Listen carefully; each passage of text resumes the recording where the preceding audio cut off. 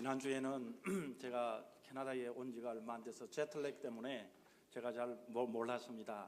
그런데 오늘 우리 찬양하는 찬양을 들으면서 이 찬양에 제가 날개만 있다면 제가 날개를 달고 펄럭이면서 하나님과 함께 영광을 올리면 그런 마음이 간절히 듭니다.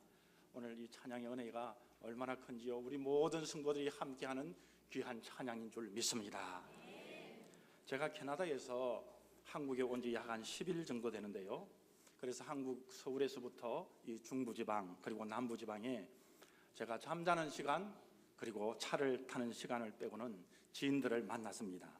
박사도 교수도 의사도 건축업자도 농부도 학생도 교사도 가정주부도 제가 그리고 한국에서 1% 안에 들어가는 부자들도 그리고 힘든 사람들도 모두가 만나는 가운데 공통점이 하나 있었습니다. 그분들의 이야기를 들으면서 저는 가슴이 메어지는 것 같았습니다. 그분들의 사연 하나하나를 들으면서 저의 가슴 속에서 터지는 이 아픈 마음, 이 마음이 아프구나. 그래서 제가 결론을 내리는 것은 캐나다 빨리 가고 싶다, 이런 생각이 들었습니다. 거울을 보았는데 거울에 흰머리카락이 더 많아진 것 같았습니다. 여러분, 오늘 우리의 삶이 광야의 삶 아니겠습니까? 저는 성도들을 만나면서 지인들을 만나면서 광야의 삶이구나 하는 것을 마음속에 새기게 되었습니다. 그래서 찬송가 415장 십자가 그늘 아래 나시기 원하네. 저 햇빛 심이 뜨겁고 짐이 무거워 이 광야 같은 세상에 늘 방황할 때에 주 십자가의 그늘에 내 싣고 찾았네. 이 광야 같은 세상에 널 방황할 때에 주 십자가의 그늘에 내 싣고 찾았네. 저는 성도들에게 나의 삶이, 우리의 삶이 광야 같은 삶이라는 것을 말해주고 싶었습니다.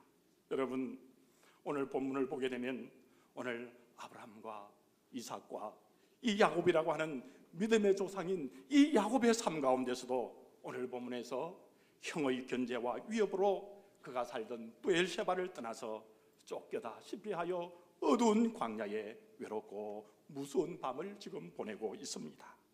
아마도 야곱이 지금까지의 생애 가운데서 정말 암담한 순간이었을 것입니다. 늘 부모님의 사랑을 받고 자라온 야곱, 특별히 여러분, 이 야곱은 어머니의 부드럽고 따뜻한 사랑을 받은 사람이었습니다. 그런데 이제 홀로 이 광야에서 밤을 보내고 있는 것입니다. 그러나 야곱은 그곳 광야에서 그의 중요한 인생의 계기가 되는 한 사건을 경험하게 됩니다. 그가 꿈을 꾸었는데 꿈속에서 환상을 보았습니다. 그가 보니 땅에서부터 하늘 청계까지 꼭대기에 닿아 있는 사닥다리가 있고, 그리고 사닥다리만 있는 것뿐만 아니라 천사들이 오르락 내리락 하였고 그 청계 위에 하나님이 계셨습니다. 그리고 하나님께서 그 청계 위에서 말씀을 하셨습니다. 그리고 야곱은 광야에서 16절 17절 보면 그는 이렇게 생각을 합니다. 주께서 분명히 광야에 계시는데도 내가 미처 몰랐구나. 이 얼마나 두려운 곳인가. 이곳이 바로 다름 아닌 하나님의 집이다. 여기가 바로 하늘로 들어가는 문이다. 야곱은 자기가 현재 있는 광야가 하나님의 집이요, 하나님의 들어가는 하나님의 집으로 들어가는 문임을 깨달았습니다. 그래서 야곱은 그 다음날 아침에 일찍 일어나서 배으로 삼은 그 돌을 가져다가 기둥을 세우고 그 위에 기름을 붓고 그곳을 베델이라 했습니다. 베델이라는 말은 여러분 무슨 말이죠? 하나님의 집이라는 뜻입니다. 바로 그곳에서 권능의 하나님, 사랑의 하나님을 그곳에서 만났습니다. 야곱은 그 광야가 그 생애에 있어서 가장 불행하다고 생각했을 것입니다. 그러나 우리 하나님은 그곳에서, 바로 그 광야에서 이 야곱에게 하나님의 임재하심의 능력이 주어졌고 그곳에서 베델 하나님을 체험하게 되었고 야곱은 하나님의 축복을 그 하늘로 들어가는 문인 그 광야에서 만나게 되었습니다. 여러분, 이 광야를 히브리어로 미드바르라고 합니다. 그것은 하나님의 말씀이 계시는 곳이요, 말씀이 있다는 뜻은 그곳에 바로 하나님이 계시다는 뜻인 것입니다. 여러분, 이것은 구약 성경과 신약 성경 역사를 통해서 하나님의 말씀을 통해서 우리에게 보여주고 계시는 것 아닙니까? 이스라엘 백성들이 광야에서 하나님의 말씀을 들었습니다. 그리고 구체적인 하나님의 체험을 광야 속에서 이스라엘 백성들이 하고 있습니다. 모세는 하나님의 음성을 광야에서 들었습니다. 그리고 체험을 했습니다. 이스라엘 백성들이 불기둥과 구름기둥을 광야에서 체험을 하고 하나님의 임재를 만나게 됩니다. 만나를 먹었던 것도 광야였고 불가능한 것을 가능하게 된 것도 바로 이 광야에서 기적을 만난 것도 이스라엘 백성들이 광야였습니다. 이렇듯 광야는 영어식으로 버려진 데절트라는 버려진 의미라는 것이 아니라 히브리 말대로 미드바르, 바로 하나님의 말씀이 계시는, 하나님이 계시는 곳이었습니다. 우리는 때때로 이 광야가 어렵다고 생각할 때가 있습니다. 외롭다고 생각할 때가 있습니다. 나 혼자뿐이라고 느낄 때가 있습니다. 아무리 둘러보아도 내 주위에 도움이 없다고 생각할 때가 있습니다. 그러나 이것은 우리에게 잘못된 생각일 수 있습니다. 잘못된 생각입니다. 광야라고 생각될 때가 많지만 그곳은 광야가 아니라 오늘 말씀에서는 베델이라고 말씀하시기 때문입니다. 그곳이 바로 하나님의 집이라고 말씀하고 계시기 때문입니다.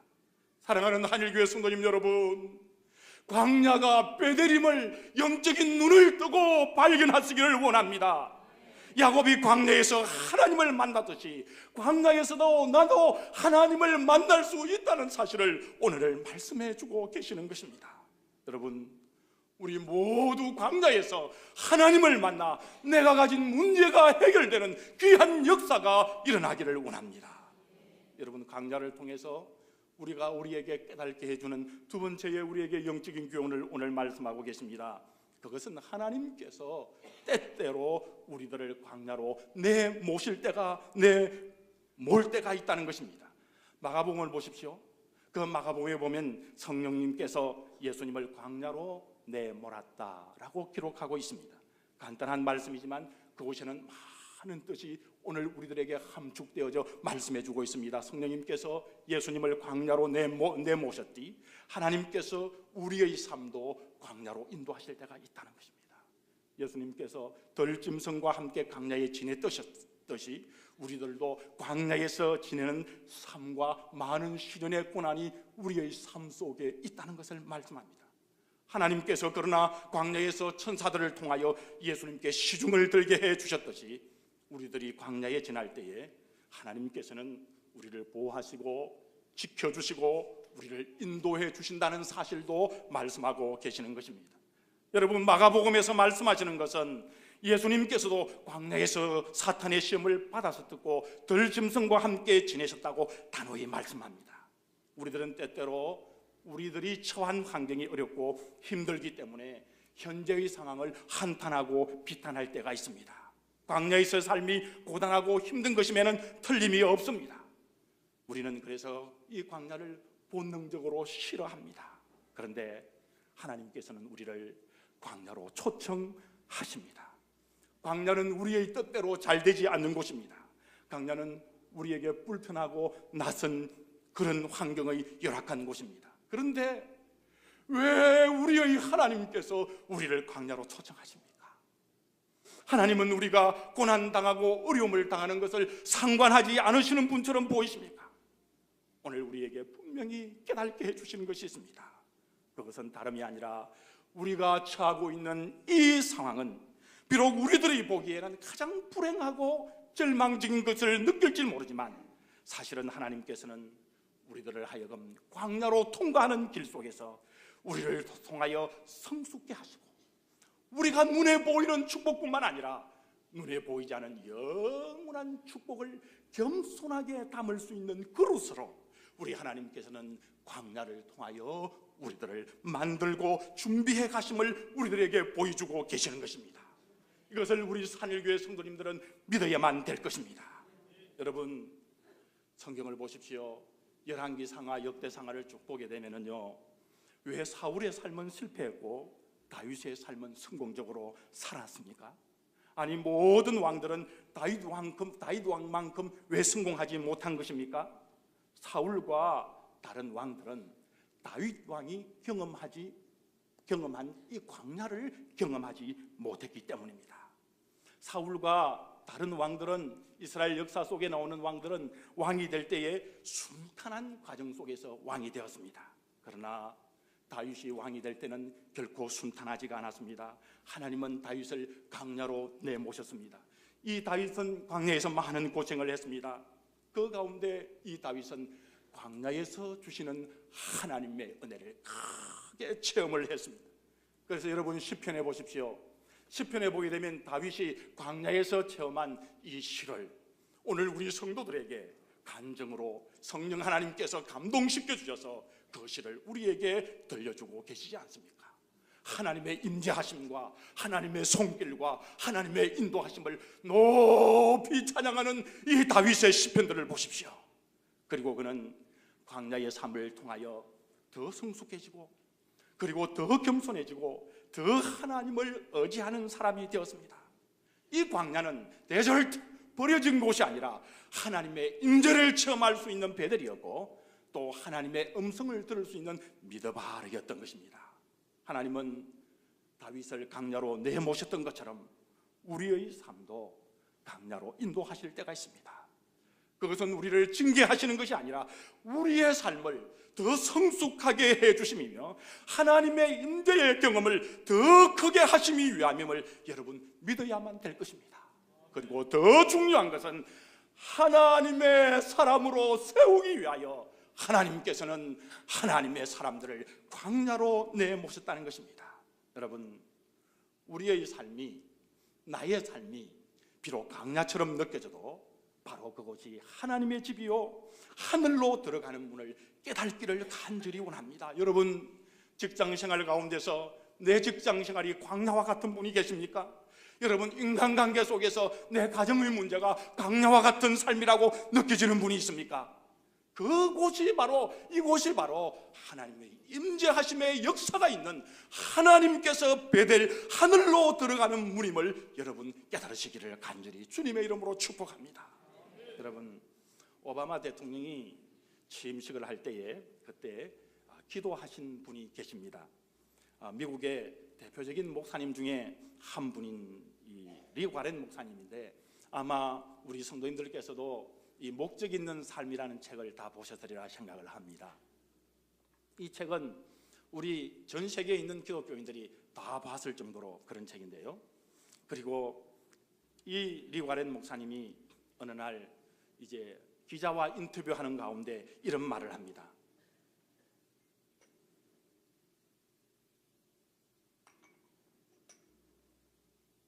그동안 나는 인생이라는 계곡을 지날 때도 있고 또 푸른 들판을 지날 때도 있다고 생각했습니다. 광야를 지날 때도 있고 오아시스에 이를 때도 있다고 생각했습니다. 그런데 내가 인생을 살아보니 인생이란 기차가 달리는 철로처럼 좋은 것과 나쁜 것이 항상 공존하고 평행선이 달리는 것 같다는 깨달음을 갖게 되었습니다. 인생이란 한때는 나쁜 것을 경험하다가 또 한때는 문제가 하나도 없는 천국을 경험하는 것이 아니라 항상 좋은 것과 나쁜 것들을 경험하며 산다는 것입니다. 좋은 일이 있으면 동시에 나쁜 일도 있었습니다. 또 광야를 지난 것 같지만 그곳에서 또 하나님의 놀라운 은혜를 체험하기 때문입니다. 저는 제가 쓴 목적 있는 삶을 통하여 엄청난 수입이 생겼습니다. 교회도 크게 부흥했습니다. 아무런 문제가 없는 것처럼 잘 느껴졌습니다. 보였습니다. 그러나 저에게도 동시에 가정적으로 광야를 지나는 경험을 해야만 했습니다. 내 목회의 동반자였고 그리고 내 목회에 없어서는 안 될 나의 아내가 암이 걸린 것이었습니다. 그래서 고통스러운 과정을 지나야 했습니다. 그런데 저는 그 광야의 경험을 통하여 깨달은 것이 있습니다. 그것은 바로 하나님께서 나와 함께 하신다는 것입니다. 또 그 광야를 통해서 내가 더 성숙해졌다는 것입니다. 여러분, 오늘 본문 이 18절에서는 야곱을 통하여 우리에게 광야를 극복하는 비결을 가르쳐주고 있습니다. 그것이 여러분 무엇입니까? 그것이 바로 오늘 본문 18절에 나와 있는 대로 이 야곱은 광야에서 기둥을 세우고 기름을 붓고 그리고는 하나님 앞에 제사를 드리는 이 모습을 나타내고 있습니다. 여러분, 이 모습은 오늘날로 말하면 하나님 앞에 바로 예배를 드렸다는 것입니다.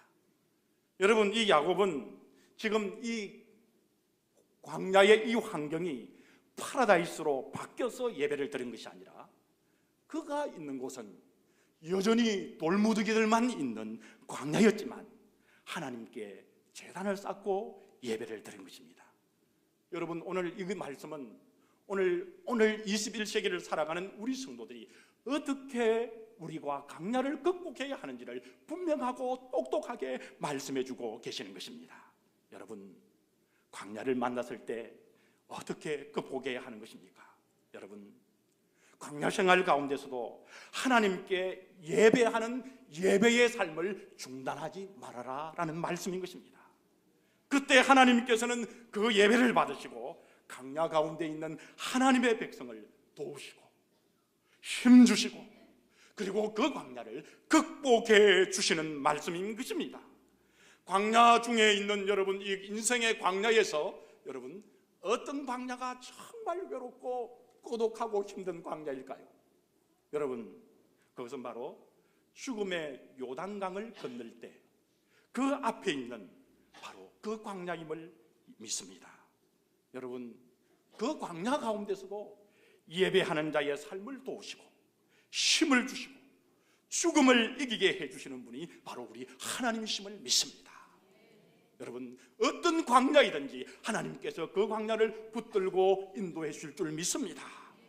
저는 캐나다에서 이제 한국에 온 가운데 마음에 생각나는 것, 모든 것은 다 할 수 있었지만은 하나 딱 할 수 없는 것이 있었습니다.